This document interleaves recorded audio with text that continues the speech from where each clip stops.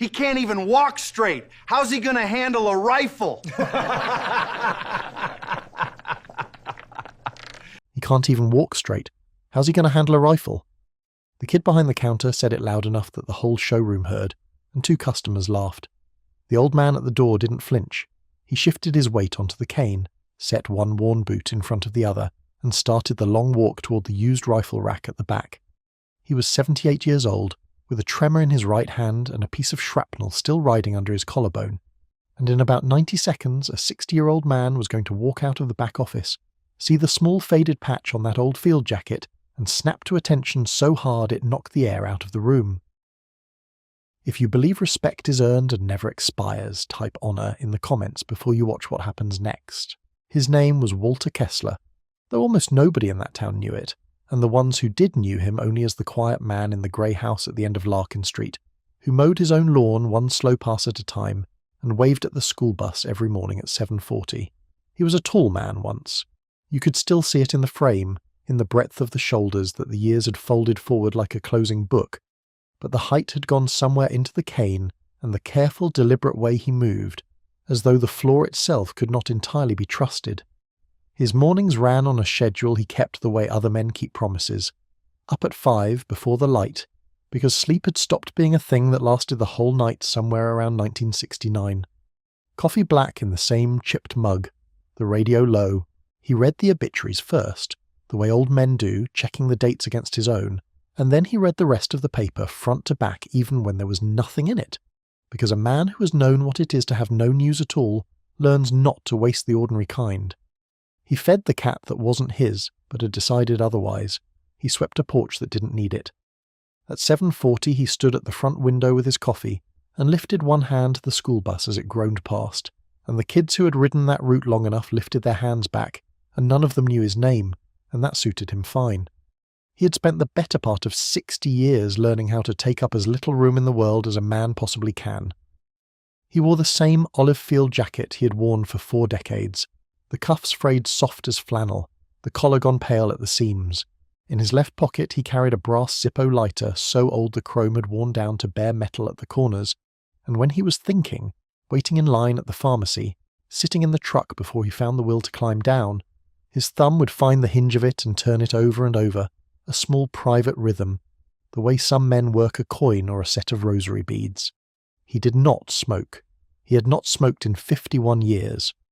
But the lighter never left him, and there was a reason that nobody in that gun shop could have guessed, a reason engraved into the brass in letters worn nearly smooth, a reason that would, before the morning was over, bring a grown man to tears in the middle of his own store. The shop was called Henderson's Firearms and Outdoor, though no Henderson had owned it in 20 years, and on a Saturday morning in the early June it was doing the brisk, loud business that Saturdays always brought. The fluorescent lights hummed over glass cases full of pistols laid out like jewellery. A wall of long guns stood racked behind the counter, barrels up, and the whole place smelled of gun oil and cut carpet and the burnt coffee tang drifting out of the back office. There were maybe a dozen customers, a father showing his teenage son a youth model shotgun, 2 men in hunting camo arguing cheerfully about optics, a woman comparing holsters.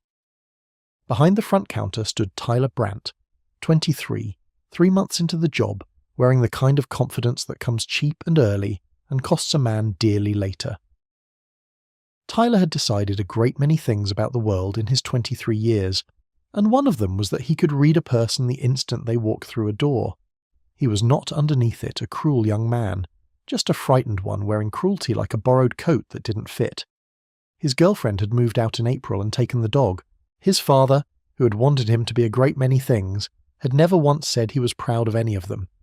This job was supposed to be the thing that finally made Tyler somebody, a guy who knew about guns, a guy other guys deferred to, and so he had taught himself to perform a confidence he did not feel, to be loud where he was uncertain, to make sure he was always the one doing the looking down so that nobody got the chance to look down at him first. None of that excused what he was about to do, but it was the engine underneath it, and it is worth knowing, because the most casual cruelties in this world almost always run on fear, and the boy at that counter was running on a great deal of it.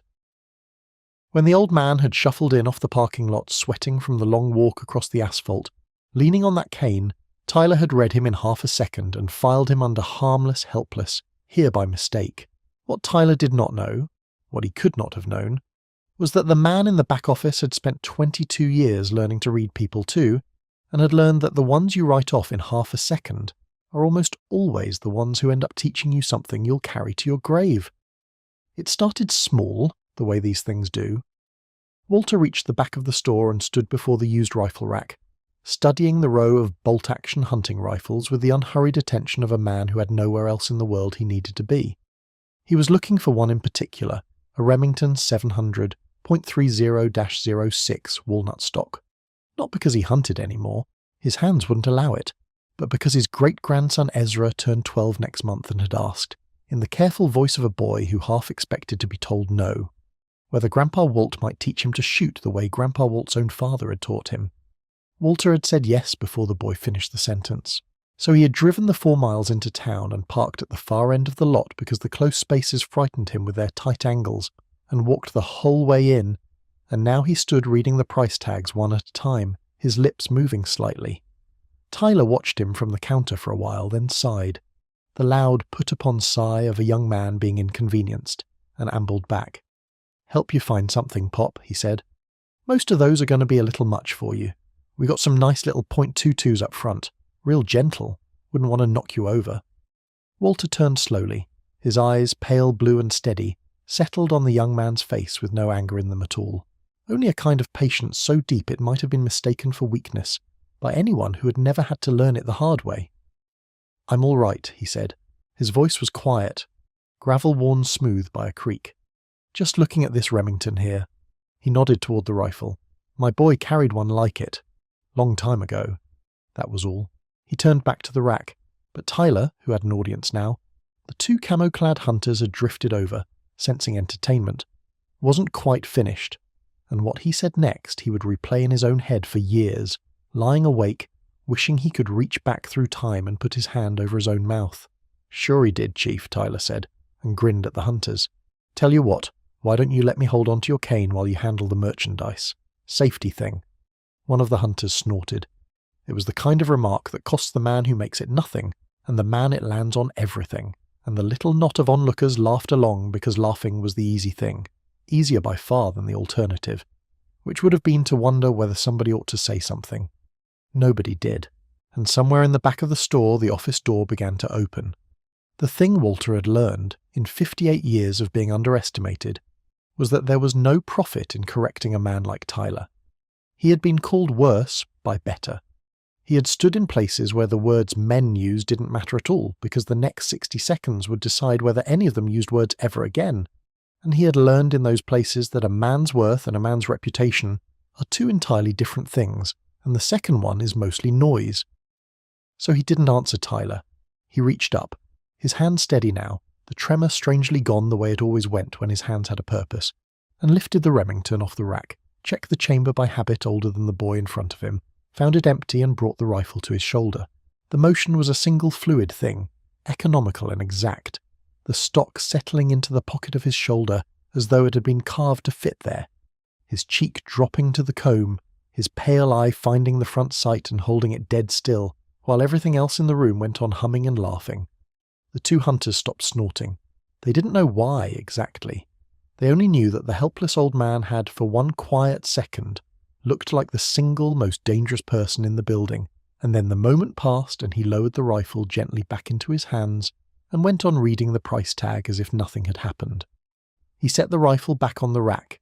His thumb went to his pocket and found the lighter, and he turned it over, once, twice, and stood there a moment with his eyes somewhere far away.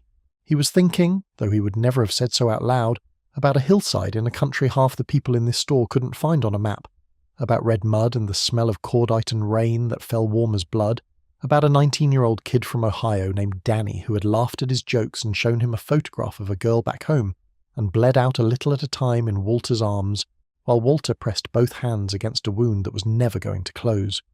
He could still hear it if he let himself, and the trouble with being old was that more and more often he could not help but let himself. The particular sound a man makes when he is trying to be brave, and his body will not let him.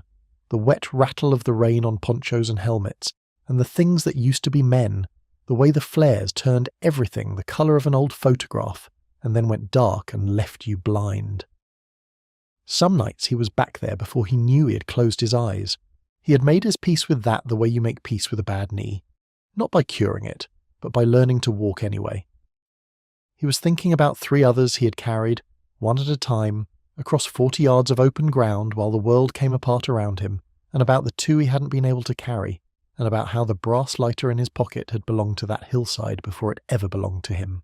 People looked at Walter Kessler and saw a feeble old man who couldn't walk straight.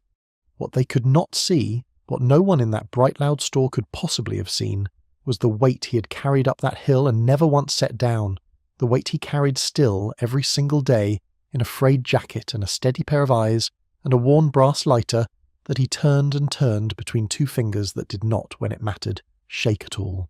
Mac Delaney came out of the back office with an empty coffee mug in his hand and his reading glasses pushed up onto his bald head, thinking about a supplier invoice and nothing else in the world. He was 60 years old, built thick through the chest and going soft at the middle, and he had owned Henderson's for 11 years and worn the uniform of the United States Marine Corps for 22 before that. He crossed toward the coffee maker on the back counter, half listening to the noise of his own store, and his eyes passed over the old man at the rifle rack the way a man's eyes pass over furniture, and then stopped, came back, because something on that worn field jacket had snagged at the edge of 22 years of training, some small shape of colour his brain had flagged before his mind caught up, and now Mac Delaney was staring at the lapel of an old man's coat and feeling the floor tilt very slightly beneath his feet. It was small, faded nearly to nothing, nearly to a rosette no bigger than a shirt button, pale blue scattered with 13 tiny white stars. Mac had seen it exactly twice before in his life, both times on men he had been ordered to render honours to before he was ever introduced to them. His mouth had gone dry. The coffee mug was still in his hand and he had entirely forgotten it was there. He set the mug down on the counter without looking at it, and it clinked against the glass, and he didn't hear it. For one long moment Mac Delaney did not move at all, this big man frozen halfway across his own store, while his employee leaned against the rack and grinned at 2 customers, while the fluorescent lights hummed and the woman at the front compared holsters and the father showed his son how to thumb a safety. Mac was doing arithmetic. He was looking at the rosette, and he was looking at the man's age, and he was looking at the way the old fellow held himself, even bent over that cane, and he was assembling a conclusion that his whole body had already reached before his mind would say it. Then he moved.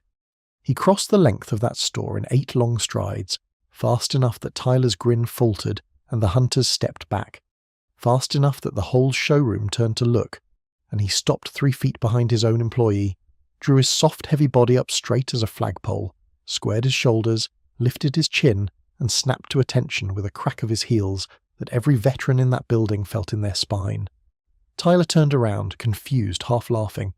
"Mac, what are you—" Mac didn't even look at him. He was looking past him, at the old man, and when he spoke his voice came out rougher than anyone in that store had ever heard it. "Son," Mac said, "step back from him, right now." Tyler blinked. "What? He's just—" "I said step back." There was a thing in Mac's voice that you do not argue with, a thing 22 years deep, and Tyler stepped back without deciding to, his face going slack with the first cold inkling that he had made a mistake he did not yet understand the size of. The whole store had gone quiet now. The hunters had stopped grinning. The father had put a hand on his son's shoulder and drawn him a half step closer without knowing why. Mac Delaney stood at rigid attention in the middle of his own showroom, facing a 78-year-old man in a frayed jacket, and the old man looked back at him with those pale, patient eyes, and something passed between the 2 of them, soldier to soldier, across 40 years of age and 2 different wars, that none of the civilians in that room could read, but every one of them could feel. "Sir," Mac said, and his voice cracked clean down the middle on the single syllable. "It's an honour." And then, because some debts can only be paid one way, he raised his right hand in a slow, trembling salute and held it. Tyler stood frozen between them, looking from his boss to the old man and back, and for the first time in his confident young life he had absolutely no idea what was happening, or what to do with his hands. Mac, I don't get it," he managed. "He's just an old guy who can't—" "That patch on his coat," Mac said, still holding the salute, his eyes never leaving Walter's face. "You see that little blue patch? The rosette?" Tyler looked. He saw it now. the small, faded thing he had walked past a dozen times without a second glance. Yeah, so? That's not a club pin, son. That's not a veterans group. There are about 60 men alive in this entire country allowed to wear that, and when one of them walks into a room, you stand up. You understand me? Generals stand up. The president stands up. Mac's arm was beginning to shake with the effort of holding the salute, but he didn't lower it. That little blue patch means this man has the Medal of Honor. The words landed on the showroom floor like a dropped anvil. Somebody's breath went out audibly. And Walter Kessler, who had spent 58 years trying very hard not to be looked at exactly the way every person in that store was now looking at him, lowered his eyes to the floor and wished, the way he always wished, that he had worn a different coat. Walter lifted his free hand at last, palm out, gentle. "You can put your arm down, Marine," he said softly. "Please, I'm just here to buy a rifle for my great-grandson." But Mac held the salute one beat longer, held it until he was ready, not until he was comfortable, and only then brought it down crisp and let out a breath he seemed to have been holding for a decade. The old man's words had done nothing to lessen the silence. If anything, they had deepened it, because there is something almost unbearable about watching a man who has done the bravest thing a human being can do stand in a fluorescent-lit gun shop and apologize, in effect, for the trouble of being recognized. Tyler had gone the color of paper. The two hunters had taken their caps off without seeming to notice they'd done it, and the father by the front counter had crouched down and was murmuring something into his son's ear, and the boy was staring at Walter with his mouth open, and you could see the exact moment the boy understood that he was looking at something he would tell his own children about someday. Mac turned to Tyler then, and his voice, when it came, was very quiet and very level, which was somehow worse than shouting. "You held your hand out for his cane," Mac said. "You wanted to hold his cane while he handled the merchandise. Do you have any idea at all, what those hands have done?" Tyler opened his mouth and nothing came out. The two hunters had set their caps down on the glass case. The whole store had arranged itself, without anyone meaning to, into a loose half-circle around the old man at the rifle rack, the way people gather without deciding to around something that matters, and Walter Kessler stood in the centre of it with his eyes on the floor, hating it, hating the attention the way he had always hated it, because the thing nobody who hasn't carried it understands about that kind of honour is that it is also a kind of weight. Every grateful look a small reminder of the men who are not there to be looked at. Every "thank you for your service" a coin pressed into the hand of the survivor on behalf of the dead who can't spend it. He had not gone up that hill to be a hero. He had gone up because Danny was up there and the others were up there, and a man does not leave his brothers in the open. That was the whole of it. Everything else, the medal, the ribbon, the president, the small blue patch, was just the world's way of trying to say something there are no adequate words for. And Walter had spent 58 years politely declining to make the world say it. What those hands had done was this, though it would come out in pieces over the next 20 minutes, drawn out of Mac Delaney because Walter himself would not say a word of it. In the winter of 1968, on a fire-swept hilltop near a place called Kaysan, a 19-year-old corporal named Walter Kessler had been part of a platoon dug into a perimeter that the enemy had decided, that particular night, to erase. It had been raining for 9 days. The mud was a living thing that pulled the boots off your feet and the strength out of your legs. The men had been on half rations and quarter sleep for the better part of 2 weeks, and they had stopped, most of them, even being afraid, because fear is a thing the body cannot sustain forever, and what replaces it is something flatter and colder and harder to describe. The first mortar rounds came in just after midnight, walking up the slope in a line, each one closer than the last, and then the world turned into noise and light, and the particular chaos that no training ever fully prepares a man for. By 2 a.m, the wire had been breached in 3 places, and the platoon's position was a thing being torn apart by hand, men fighting at arm's length in the dark, the flares hissing overhead and throwing shadows that moved wrong. Walter's squad leader was dead. His radio man was dead, the handset still warm in his hand. The order to fall back came over a line slick with someone else's blood, and Walter looked across 40 yards of open, cratered, bullet-stitched ground at the forward fighting holes where 4 wounded Marines lay unable to move, and he made the decision that every man who knew the story afterward agreed no sane person should have survived making. He went out after them, not once, 4 times.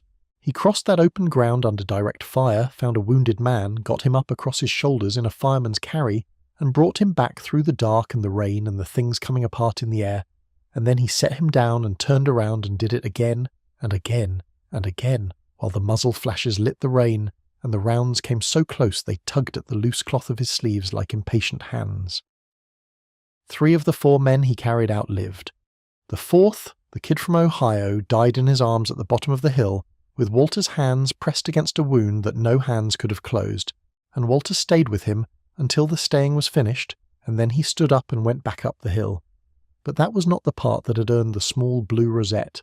The part that earned it came after, when Walter, wounded himself now, shrapnel under his collarbone, one eardrum gone, his uniform so soaked through with rain and blood that no one afterward could say how much of it was his, refused evacuation, took up the squad's last functioning machine gun, dragged it to the widest gap in the wire, and held that breach alone for 19 minutes, until the reaction force fought its way up to him, so that the rest of the wounded could be moved down the reverse slope to safety.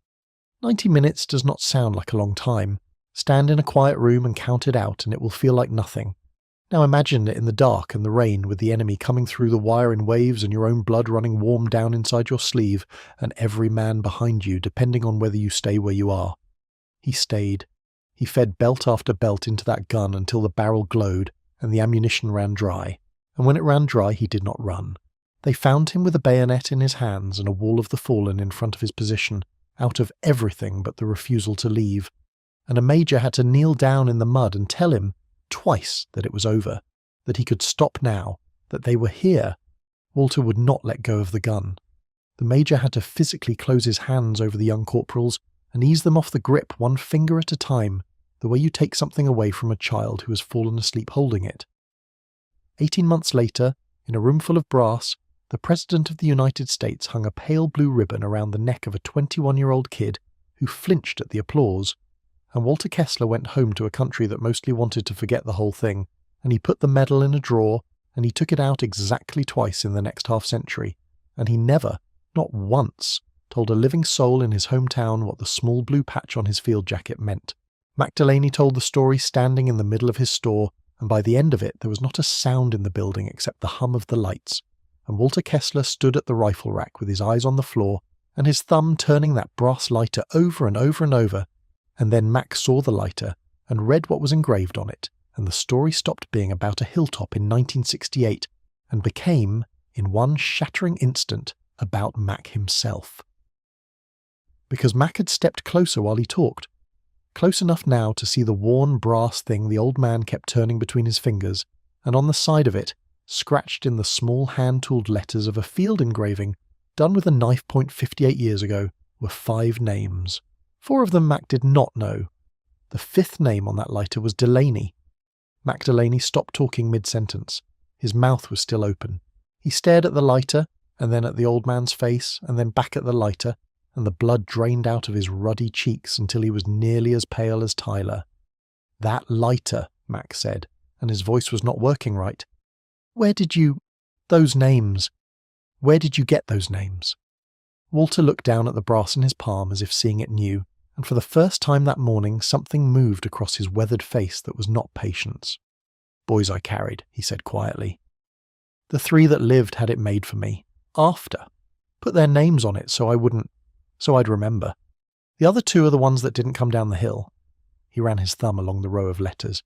"This one here, Danny Delaney, 19 years old, Ohio, showed me a picture of his girl about an hour before it started." He looked up, and his pale eyes found Mac's stricken face, and something in him went very still. "Son," Walter said slowly, why are you looking at me like that?" Mac Delaney's knees went, and he caught himself on the edge of the rifle rack, and when he got the words out they came in pieces. "Danny Delaney was my father," he said. The store, which had been silent, found a deeper silence somewhere beneath the first one. "He came home from that hill. He came home and he married that girl in the photograph. That's my mother.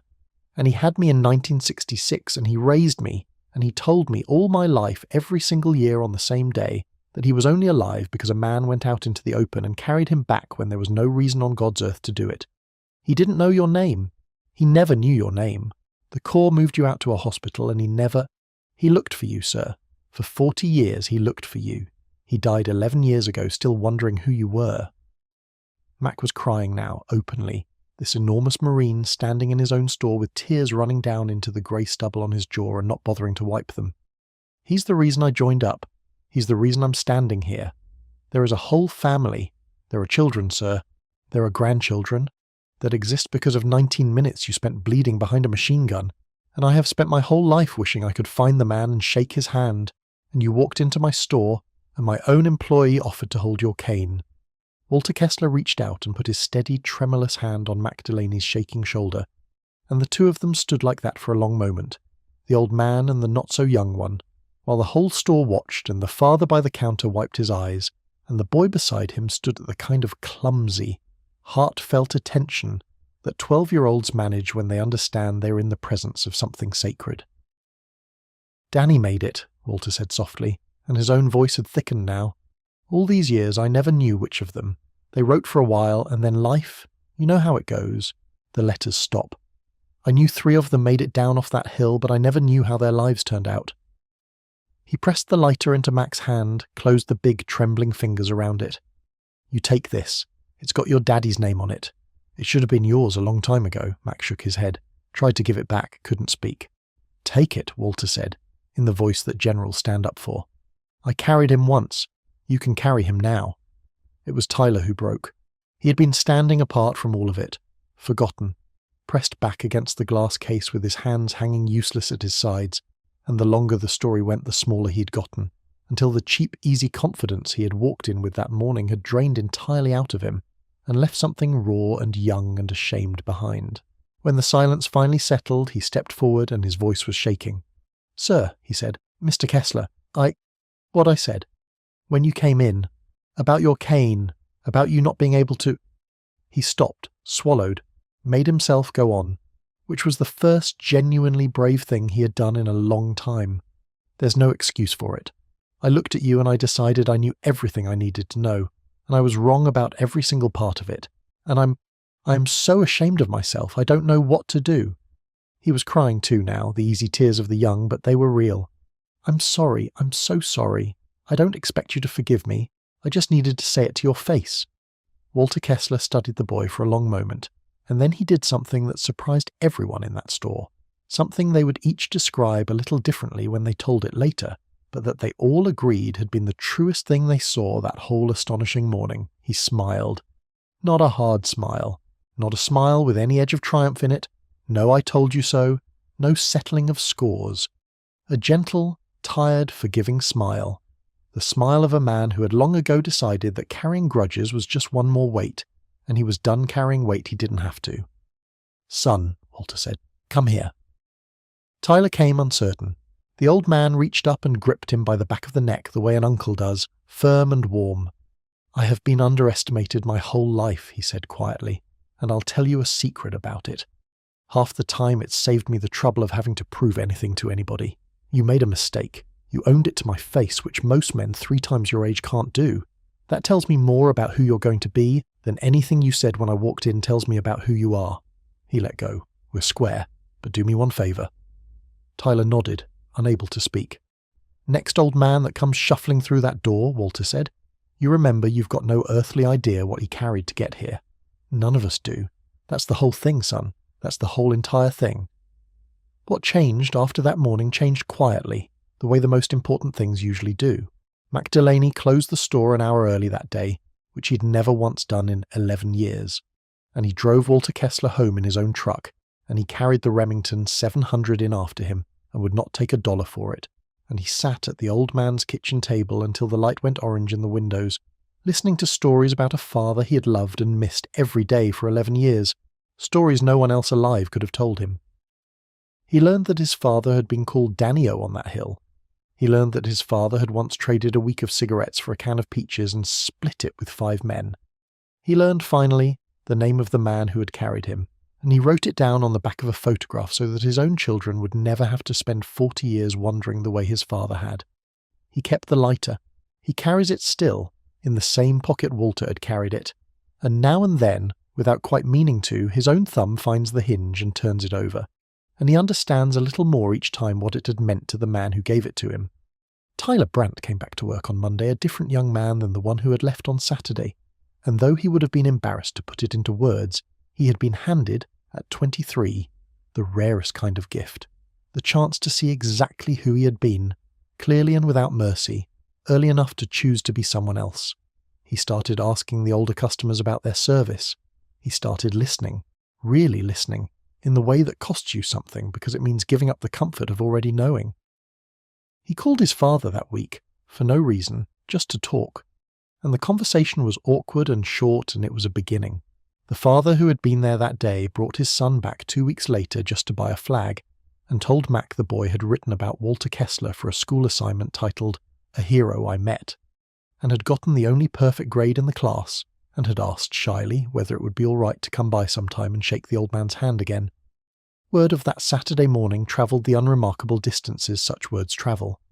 Counter to kitchen, kitchen to congregation, congregation to the long memory of a small community, and arrived eventually at the local American Legion post, whose commander telephoned the grey house on Larkin Street to propose a recognition ceremony, a banquet, perhaps a proclamation from the mayor. Walter Kessler declined all of it, courteously and without explanation, as he had declined every comparable invitation across 5 decades, because the arithmetic of his conscience had never once balanced in a way that allowed him to accept applause for surviving an afternoon that better men had not. But he made one exception, and the exception told you everything about the man. He agreed to come to the Legion Hall on the 11th of November, not to be honoured, but to stand quietly at the back during the reading of the names, and to lend his old steady hand to the folding of a flag, and to say, to anyone young enough to still be deciding what sort of person to become, the only sentence on the subject he had ever been willing to offer, that the bravest thing is rarely the loudest, and that the men most worth remembering are precisely the ones who never asked to be.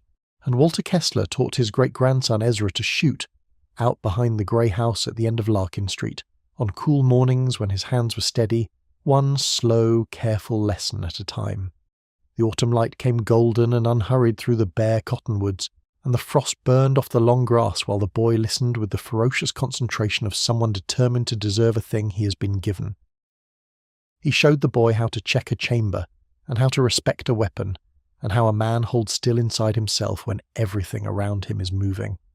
He taught the discipline before he ever taught the marksmanship, that a firearm is not a toy and never a thing for showing off, that the safety is your conscience and you keep it engaged, that you never point at anything you are unwilling to destroy, and never pull a trigger your heart hasn't already cleared. He taught patience, mostly, which is the same thing the hill had taught him, only gentler. He never told Ezra about the hill. That story would find the boy on its own someday, the way it had found everyone else, arriving complete and overwhelming at some unguarded hour, and Walter figured there was no particular hurry to hand a 12-year-old a weight that heavy before his shoulders had finished growing. What he wanted the boy to have was not the medal or the ribbon or the small blue patch that made strangers go quiet in fluorescent-lit stores. What he wanted the boy to have was the lesson underneath all of it, the same lesson he had tried, on an ordinary Saturday, to press into the hands of a frightened 23-year-old along with his forgiveness. That you cannot read a man's worth off the surface of him, no matter how certain you feel, no matter how quick your eye. That the slowest, quietest, most easily dismissed soul in any room may be carrying a weight you could not lift on your strongest day. That respect is not a commodity you dole out to people once they have earned it in front of you. It is a thing you extend to everyone, freely and in advance, on the chance, the very real, the very humbling chance, that the old man who cannot walk straight once walked straight into hell and carried 4 men back out on his shoulders. Walter Kessler is still out there, somewhere, in a town you've probably driven through without slowing down, waving at the school bus at 7:40 every morning, turning a worn brass lighter over in his fingers, asking nothing from anyone. There are men like him in every town in this country, the ones who did the impossible when they were young and then came home and spent the rest of their lives being ordinary on purpose, so that the rest of us could be ordinary at all. They are not asking to be recognised. That's exactly why we have to be the kind of people who recognise them anyway. Somewhere near you right now there is a man folding his hands in a waiting room, a woman counting out exact change at a grocery checkout, an old soul moving slow across a parking lot with a cane. And somewhere inside that ordinary morning is a story that would stop your breath, if only you thought to ask, if only you slowed down long enough to look past the surface the way Mac Delaney looked past it, the way Tyler Brandt finally learned to. The patch is not always on the lapel. Most of the time there is no patch at all. There is only a person, and the choice, yours, every single day, of how you decide to see them. If this story moved you, if you believe the men and women who carried us deserve more than to be laughed at in a store, do one small thing right now. Subscribe and share this with someone who needs the reminder. Then go find the quiet old soul in your own life and ask them, before it's too late, what they carried. Type honor one more time, and we'll see you in the next story.